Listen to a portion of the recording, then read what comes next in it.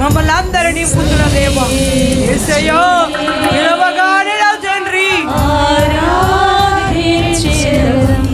అవునయ్యా నీ శక్తితో అవునయ్యా మమ్ము నింపుమా యేసయ్యా మా శక్తి స్తుతించి అవును దేవా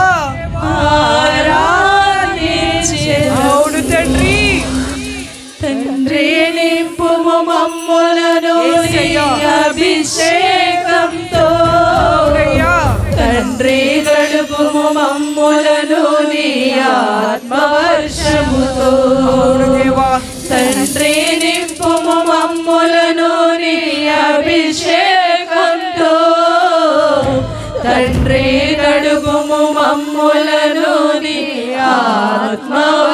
ఆత్మవర్షముతో స్తోత్రములనైనా నీ ఒక్క దర్శనము మేము చూడాలయ్యా. అయ్యా ఈ పునర్ధనాదివారి దినమున మేము వచ్చామని కాదు కానీ ప్రభా, వెళ్ళేటప్పుడు నీ ముఖ దర్శనం మేము చూడాలయ్యా.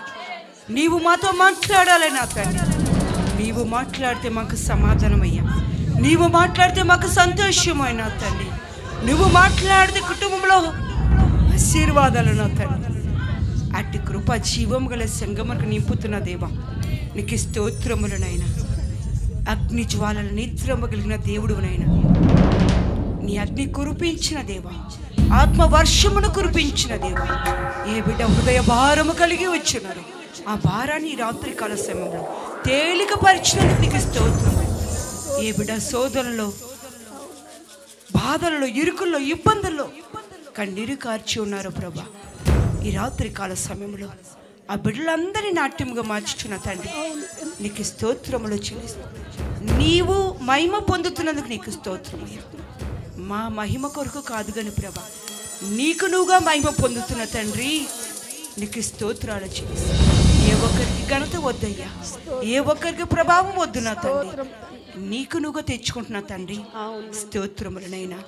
మరి సంఘానికి ఇచ్చిన వాగ్దానాలు నెరవేర్చున్న దేవా, వ్యక్తిగత జీవితాలకు ఇచ్చిన వాగ్దానాలు కూడా నెరవేర్చబడుతున్న తండ్రి నీకు స్తోత్రాలు చెల్లించుకుంటూ ఈ చిన్ని ఆరాధన పాదసనికి చేర్చుకోమని యేసు పరిశుద్ధ నామమును బట్టి వేడుకుంటున్నాం తండ్రి. ఆమేన్. హల్లెలూయా.